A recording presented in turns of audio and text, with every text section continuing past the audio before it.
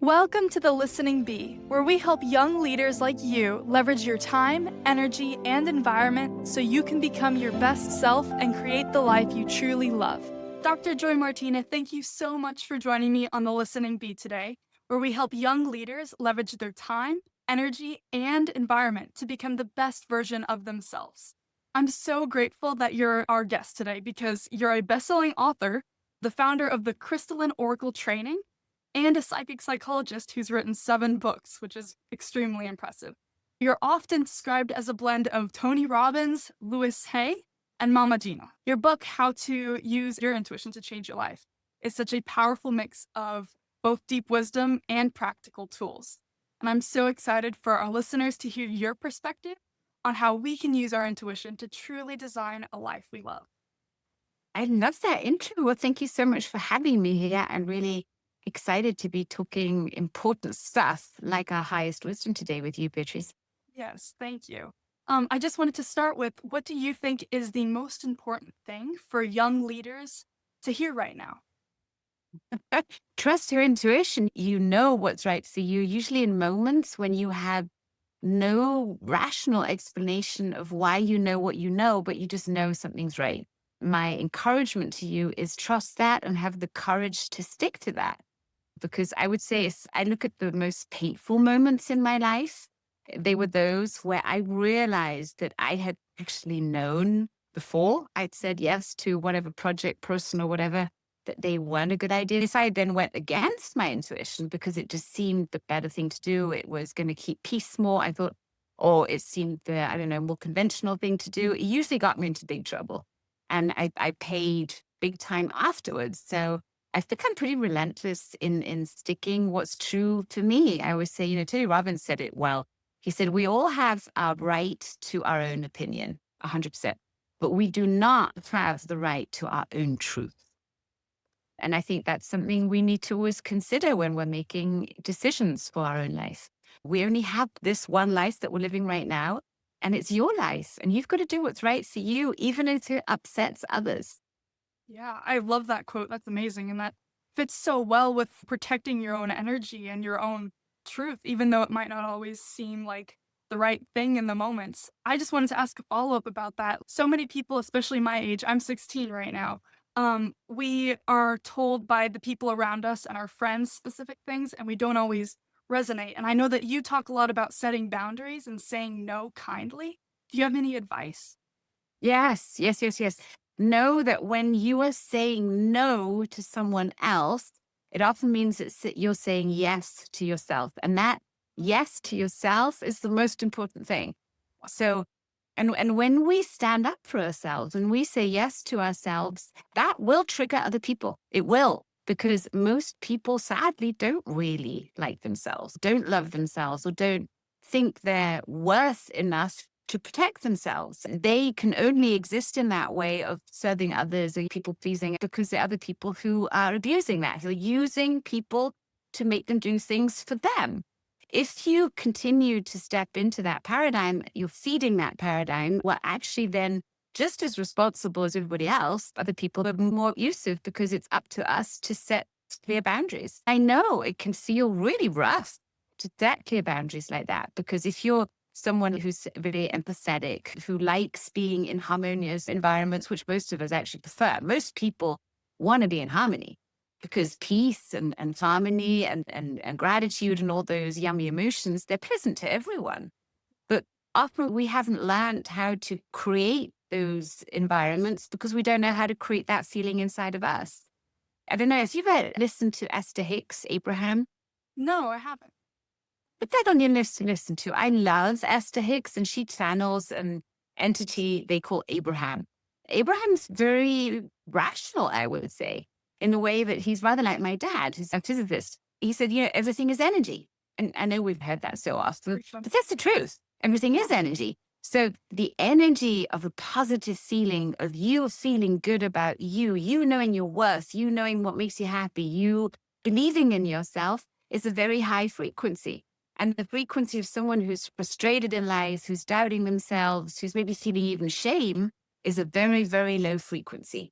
if you're down here, these people up there can feel really elusive, and it can feel actually annoying to the person who's feeling really rough right now, that someone else has got the audacity of feeling happy.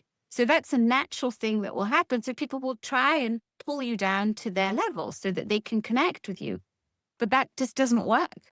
The best thing you can do is be an inspiration to others. Be that egotistical in taking care of your own frequency first, making sure that you're in a good state. Because I was saying, I'm a mom of 3 kids, for instance. I know I'm a better mom if I'm in a good state. If I'm happy, I am way better in helping my kids and being an inspiration to them. If I'm frustrated and depressed, then they're not going to get much from me, are they? And how would you say you can bring other people up with you instead of letting them bring you down? Just be yourself. Yeah. If I give myself permission to be me and to do me, I'm at the same time giving other people permission to do themselves. If we all start learning how to take care of ourselves in a good way, keep clear boundaries, we'll have way better connections with others. We'll have more authentic and honest relationships. And we'll naturally kind of filter out those that are just not on the same frequency as we are. Yeah. So surround yourself. You see, the 5 people you surround yourself with most of the time, you become like. So do check in and check in. Are those 5 people the ones that inspire me? Are they people who wish me well? Are they ones that kind of give me an uplifting feel when I'm with them? That doesn't mean that everything's always hunky-dory, but they're not those complaining, down-dragging people, because that'll literally make you sick. It's the truth. Yeah, I think you said it perfectly. Be an inspiration to other people and have people around you that inspire you. Your work is all about tuning into your intuition and listening to yourself, and I love it. My next question is, how can someone use their intuition to make better decisions with their time? That's a good one. What priorities do you have? If we look at the priorities that we have in life, we have our body, health, things like that. We have some kind of job or something professional, something that we do, right? Then we have relationships. Then we think about money. So we have those different areas of life. All of them are important. But if we just focus on one and neglect the others, we'll find an imbalance. So first is setting the priorities of what in those areas is most important to you. So I don't know, like in relationships, for me, it's really important to have authentic and honest relationships, to have, I want to be real with the people around me. And then it flows into time that you then say, okay, I have 24 hours a day. Of those 24 hours, I will need time to take care of me. Because if I don't take care of me, I'm not going to be much good to everyone else. Give yourself a realistic schedule of how much time am I actually willing each day, for instance, to invest in myself. That's where you start. And the most important thing you can do will only cost you 10 minutes a day. And that is when you get up in the morning, don't go on your phone. Stay well away from any technological devices. Get on your meditation cushion or into a comfortable position and just sit in silence. Sit in silence before the world starts grabbing you, and set your intention for the day. Say, okay, who do I want to show up as today? What are the 3 things that I want to accomplish today? Our brain says 1, 2, 3, many. So I would say never set more than 3 goals. Once you get those 3 things done, you'll have your most important things done. You will feel good about yourself because you didn't procrastinate. You won't beat up on yourself. I'm productive today. I did the 3 things I set out to do. It'll lift your frequencies again. And if your frequencies are up, you naturally attract high frequent things around you. It's not that much magic. It's physics. Yeah, it is. I've And done so much research on the science behind it, and Albert Einstein and all of these people have proven, frequency, it relates to your energy, and it's what creates you at a higher level and your best self. Thank you for sharing that. That's amazing. I think that so many people take for granted the first few minutes after they wake up in the morning. it's a habit. I travel often with people, so I get to see their morning routines. I can tell you the people that, in my eyes, are the most successful, happy, healthy. So they look, they've got it right. Yeah. Are ones who have very strict morning routines. I can tell you that none of them go on their phone first thing. They always do something before they get out into the world. And honestly, that changed my life too.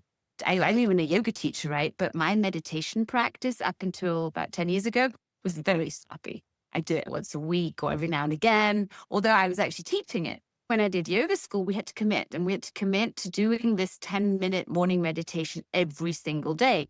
And yoga school started at 7 a.m. So I was like, oh, this is too early. But because I did it in yoga school, it became a habit. And you see, anything that we do for 90 days in a row becomes automatic. Now I don't have to think about it anymore. It's automatic. I roll out of bed, I sit, and I can do that anywhere, because you see, those things are all for free. And meditation literally creates time. So going back to your time management, time is an illusion. We know that. But time is a construct that humans have created so we can orientate ourselves.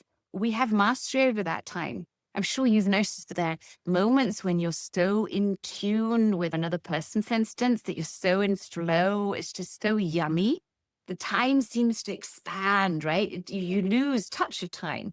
But then again, if you're doing something that's really boring you or really troubling you, time can seem endlessly long. Definitely. I absolutely love your point about how time's an illusion and the first 10 minutes can actually, give you back more time, and it feels like you have more time for the rest of your day than just breezing through it with a cloudy mind. I love it. And I think that Because you've set the sail. totally, you set the sail and you have your intention and your goals for the day. It brings your frequency to a much higher level. So I'm definitely going to start doing that. And I encourage everyone else to as well. I'm excited. That also flows perfectly into how you talk about that energy doesn't lie, right? Every time that we feel something, it's something to listen to.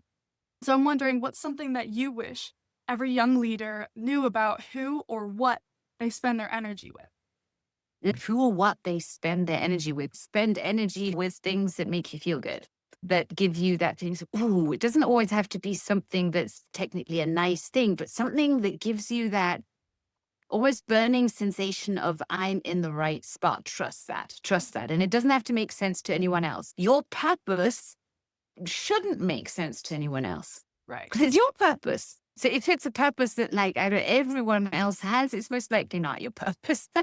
So the wackier it sounds, if it feels good, that's what it is.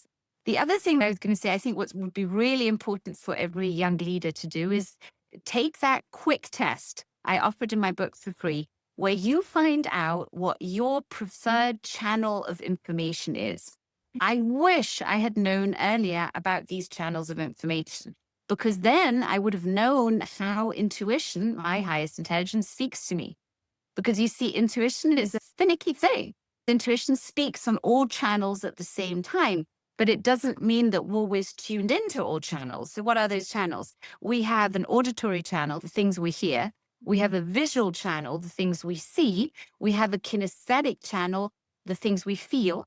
And then we have an auditory digital channel. Those are the things we think in our head. So those are the 4 primary channels of information. We then, of course, have smell and taste too, but those 4 are the most important when it comes to intuition. Because I used to, for instance, think that I was a highly visual person because I love making things beautiful and I have colors and I had those things. Right. But when I took the test, I discovered the visual channel is my very weakest channel. So talking to intuition, I would always wait until I could see something. I was like, if I see it, I believe it, right? That would take a long time. Because before I see it, I would hear it, I would know it, I would feel it, but I'd ignore that. So then once I learned, oh, those 3 are my top ones, I really pay attention when I hear things.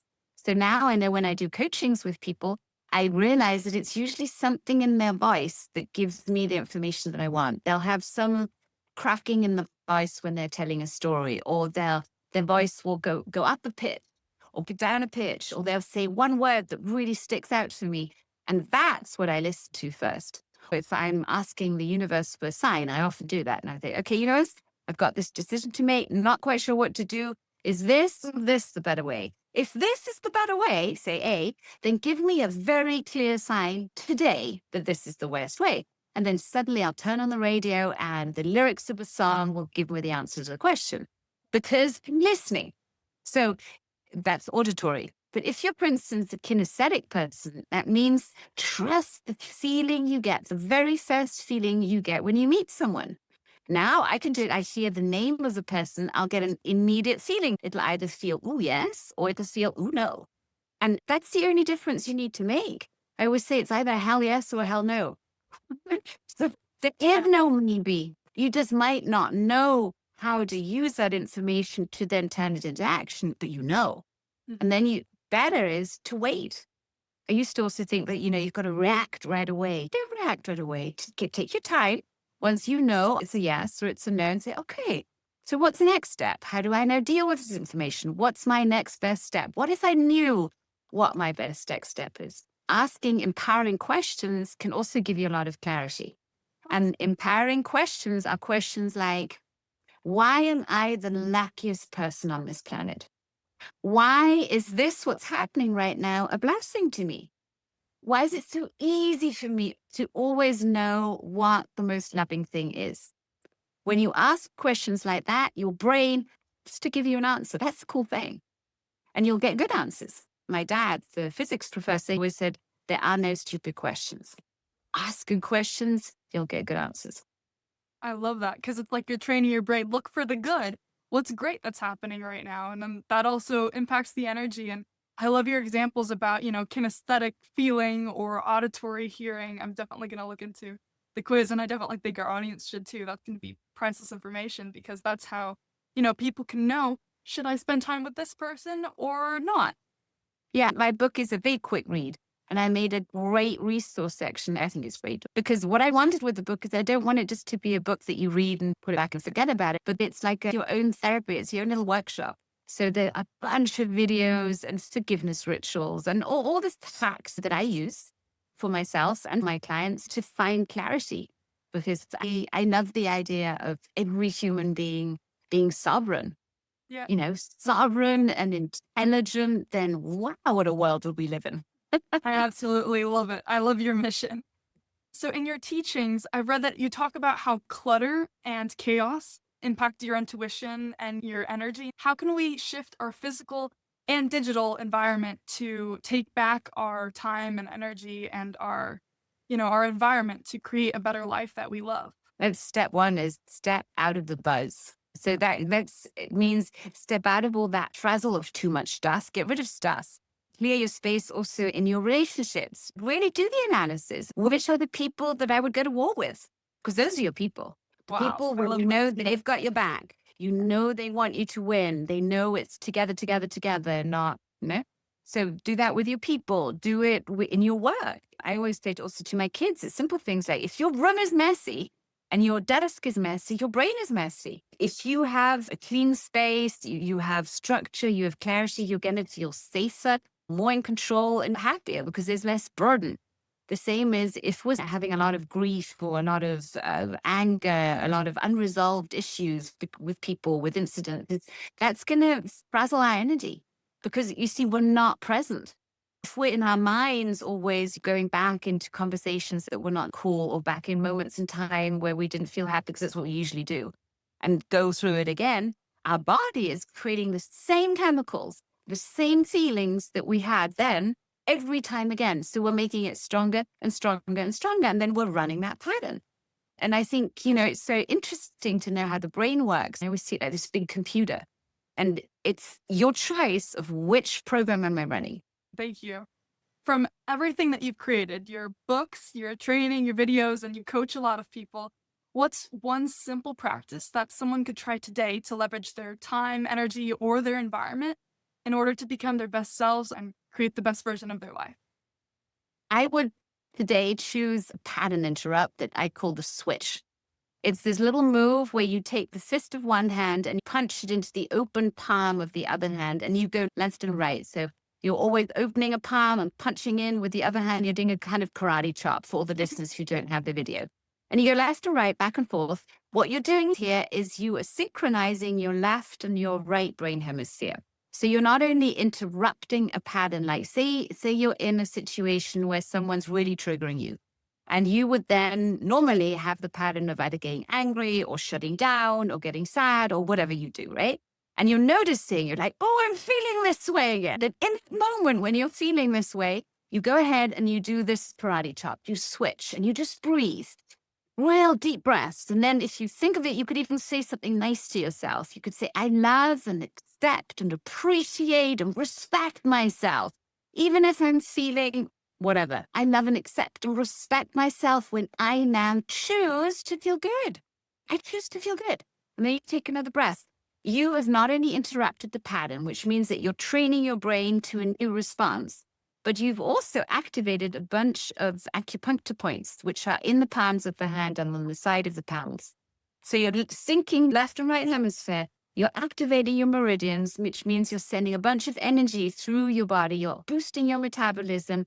Because you're doing all these things at the same time and saying something to yourself, your brain gets this impulse to put it into the subconscious.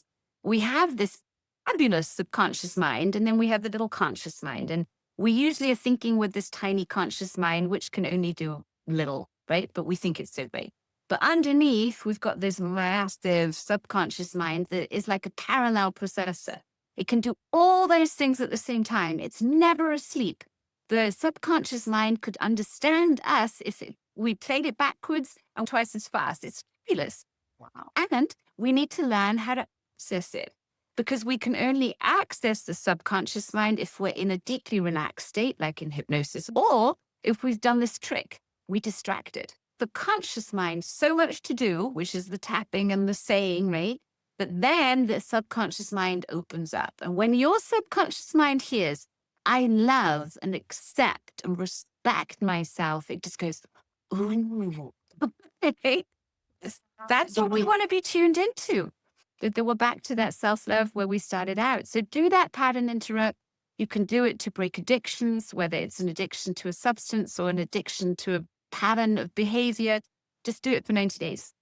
And I know that sounds a long time, but if you start practicing this, you'll notice it just gives you that little boost of energy. And suddenly you've done it 3 days, 10 days, 90 days are there, and you have learned yourself a new pattern. And I think that's very powerful. I teach that to little 3-year-olds because, I mean, just imagine if you were 3 years old and you get it and you say, hey, I'm responsible. I get to influence how I feel. I get to make a choice. I think we'd all feel more empowered, and we'd also be more compassionate towards others. Yeah. I think. I love it. We're adding that to the morning routine. You boost up your energy and then you go into your day. Yeah, then you're set for the day. You just gave the biggest keys to having the highest energy.